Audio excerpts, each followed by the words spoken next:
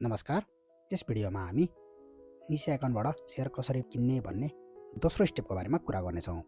Last भिडियोमा चाहिँ हामीले यो प्रोसेसको पहिलो स्टेपको बारेमा कुरा गरेका थियौँ, जसमा हामीले तपाईको बैंक एकाउन्टबाट माच्यु सेक्युरिटिजमा पैसा ट्रान्सफर गरेर हेर्यौँ। अब माच्यु सेक्युरिटिजमा पैसा आइसके पछाडि चाहिँ अब निसा एकाउन्टबाट कसरी सेयर किन्ने त भन्ने चाहिँ यो भिडियोमा बुझ्ने कोसिस गर्नेछौँ। र यदि पहिलो स्टेप बुझ्न चाहनुहुन्छ भने चाहिँ च्यानलमा गएर पहिलो स्टेपको भिडियो हेर्नुहोला। र यदि निसा के हो, निसा एकाउन्ट कसरी खोल्ने इत्यादि बारे बुझ्न चाहनुहुन्छ भने पनि च्यानलमा गएर भिडियोजहरू हेर्नुहोला। र यस्तै अरू पनि इन्फर्मेटिभ भिडियोको लागि हाम्रो च्यानललाई फलो गर्न नबिर्सिनुहोला। र यदि तपाईले पहिलो स्टेप हेर्नु भएको छैन भने चाहिँ यो स्टेप बुझ्न गाह्रो हुने भएकाले पहिलो स्टेप हेर्न सुझाव दिनेछौँ। र अब आउनुहोस् प्रोसेसहरू हेरौँ। लास्ट भिडियोमा हामीले बैंक एकाउन्टबाट माच्यु सेक्युरिटिजमा पैसा ट्रान्सफर गरेर देखाएका थियौँ। र पैसा ट्रान्सफर भइसके पछाडि तपाईको यसरी यहाँनिर ट्रान्सफर भएको पैसा देखिनेछ। अब यो पैसा युज गरेर हामी आज एनटिटीको सेयर एउटा किनेर देखाउनेछौँ। एनटिटीको सेयर चाहिँ एउटा एक्जाम्पलको लागि मात्रै किन्न लागेको हो, कुनै फाइनेन्सियल एडभाइस चाहिँ होइन। र यसरी यहाँनिर पैसा आइसके पछाडि अब सेयर किन्नको लागि सबैभन्दा पहिला हामी यहाँबाट एउटा सेयर सर्च गरौँ।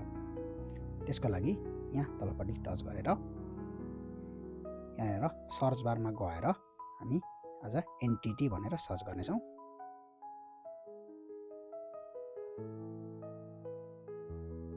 र एनटिटी भनेर यसरी सर्च गरिसके पछाडि यहाँनिर तपाईँको सेयरको बारेमा देखाउनेछ, प्राइस। अनि त्यसपछि माथि अरू डिटेल हेर्न चाहनुहुन्छ भने चाहिँ माथि हेर्नु होला।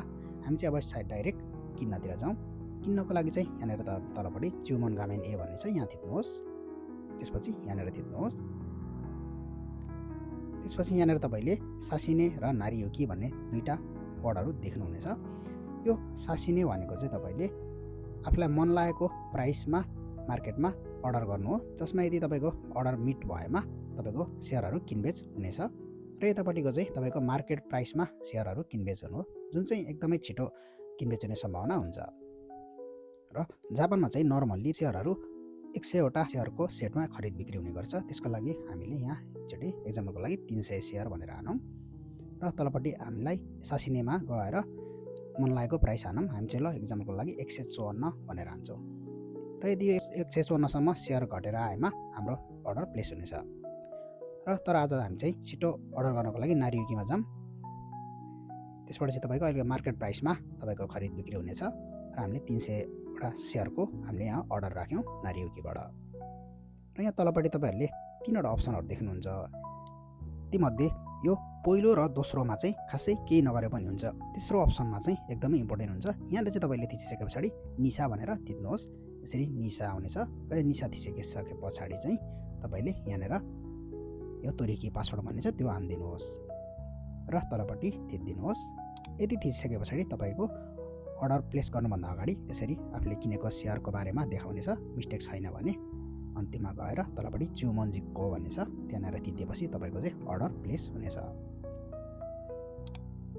त्यसपछि तपाईँले यहाँनिर देख्नुहुनेछ आज हाम्रो किनिएको सेयरको रियल टाइम भ्यालु। त्यसपछि यहाँ तलपट्टि चाहिँ तपाईँहरूले अब बाँकी रहेको ब्यालेन्स र यहाँ तलपट्टि चाहिँ आज किनिएको सेयरको सङ्ख्या भनेर तलपट्टि देखाइएको छ। यति भइसके पछाडि तपाईँले निसा एकाउन्टबाट सेयर किन्नुभयो। यो थियो तपाईँको निसा एकाउन्टमा अथवा सेक्युरिटिज एकाउन्टमा पैसा आइसके पछाडि सेयर कसरी लिने भन्ने बारे। भिडियो कस्तो लाग्यो, कुनै प्रश्न अथवा सल्लाह सुझाव भए कमेन्ट गर्नुहोला अथवा डिएम पनि गर्न सक्नुहुनेछ। र अरू कुनै टपिकमा भिडियो चाहनुहुन्छ भने पनि मेसेज अथवा कमेन्ट गर्नुहोला। र यदि भिडियोमा कुनै गल्तीहरू भेट्नुभयो भने पनि मेसेज अथवा कमेन्ट गर्नुहोला। अब चाहिँ अर्को भिडियोमा चाहिँ हामी सेक्युरिटिज एकाउन्टमा भएको पैसा चाहिँ आफ्नो मेन ब्याङ्क एकाउन्टमा चाहिँ कसरी ट्रान्सफर गर्ने त भन्ने बारेमा बुझ्ने कोसिस गर्नेछौँ। So till then thank you.